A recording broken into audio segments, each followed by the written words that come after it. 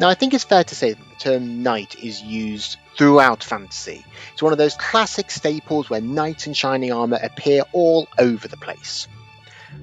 But they're commonly done wrong. Or at the very least, not historically correct. And I think the problem with this is that many fantasy authors don't really understand what knights are. And so whenever they have sort of like a mounted soldier, they just call them a knight. Now again, there's nothing wrong with this. But I think we need to have a bit better an understanding of what knights are, especially if you are looking at using feudalism and knights in your own fantasy creations. And to be fair, knights are confusing because you have lots of different types of knight, and I think this is what has led into the confusion of what knights actually are. In truth, there are about 4 different types of knights. You have landed knights, landless knights, monastic knights, and chivalric orders. And we'll start with the landed knights. Now, these are the ones I discussed in my last video when talking about feudalism, so if you want a better understanding of how they fit in the feudal hierarchy, I would advise to go watch that video. But essentially, landed knights were lesser nobility. They owned lands, normally inherited from their parents, and ruled over peasants. And in return, they used the money they got from this land to equip themselves for war. They would in turn owe military service to their lords and their kings. This usually meant that knights were the elite of the medieval armies. They were the best equipped and best trained. You didn't have to waste their time doing, earning a living. Traditionally in a medieval army, knights would form the elite heavy cavalry that would normally run down opposing infantry and would win basically any battle that they came upon. Or at least they like to think so.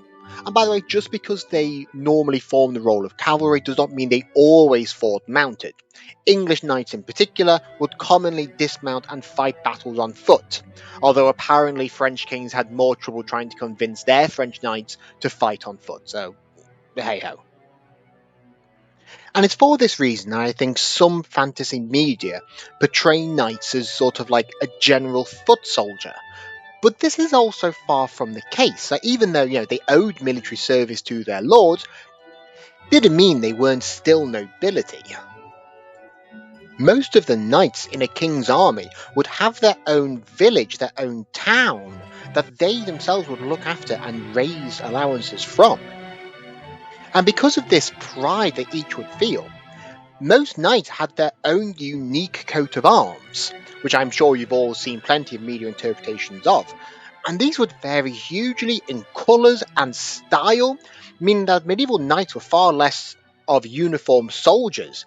Each one saw themselves as the hero of their own narrative and would try to stand out in every way possible. And although knights would still fight under their king's banners, a medieval army was colourful, filled with so many different colours and designs as each knight tried to find their own glory. But there was far more than simple glory to be gotten from the battlefield. There was also fabulous wealth. If you were able to capture an enemy knight or noble, you could ransom them back to their family for an absolute fortune.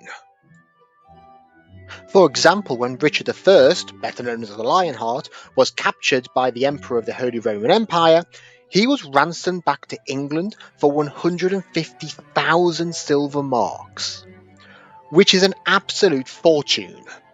You could say a king's ransom. Anyway. Because they were still nobles, knights would pass their wealth and their lands on to their children, mostly their sons. And thus the family line of knights would continue.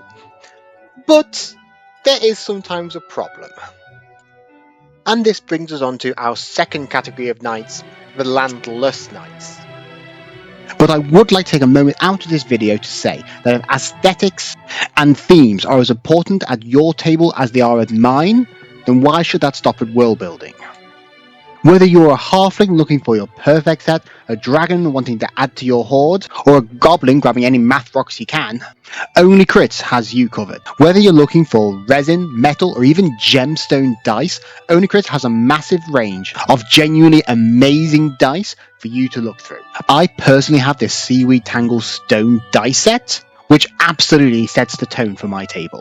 And if you simply can't get enough dice, you can sign up to their Mystery Dice Set subscription, meaning you can get a brand new set of dice every month, 2 months, or 3 months at a massively discounted rate. So if you're looking for great looking dice that won't break the bank, check out Only Crits using the link below and use the code HALFLINGSROCK for an additional 10% off at checkout, and in doing so you'll help support the channel.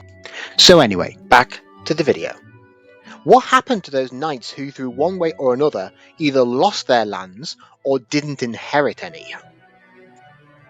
After all, they're still nobility, but without the means to afford to own arms and armour and to fight as a knight, are they still knights? The answer? Maybe.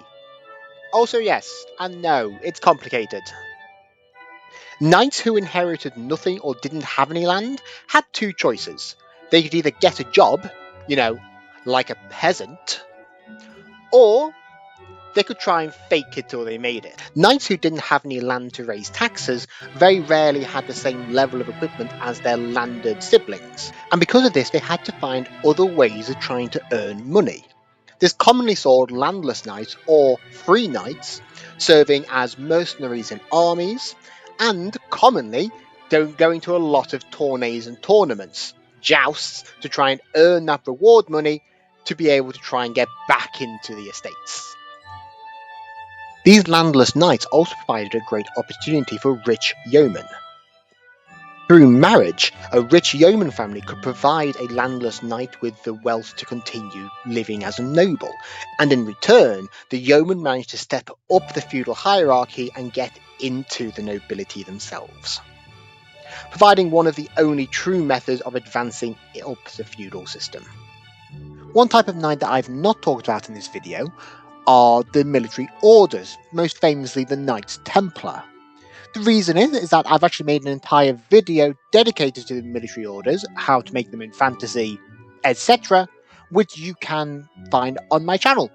And that video should give you a good understanding of the military orders and how to create your own in your own fantasy world if you do want to include them. So if you do want to get your paladin on, go check out that video. But that does bring us on to our last category for today, the chivalric orders. Now these are the knights that we're probably most familiar with today, strangely enough. In fact, Ian McKellen, Paul McCartney and Elton John all fit into this category, and probably what most people understand what it means to be knighted. Chivalric orders were essentially elite clubs, normally founded by a rich nobleman or the monarch themselves. And then to be invited into the club, you usually had to be personally recognised by the leader. This usually meant that the king would invite in the most noble and skilled knights of the realm to join in this chivalric order, in very much a similar way as the Knights of the Round Table of the Arthurian legends, or the King's Guard in Game of Thrones.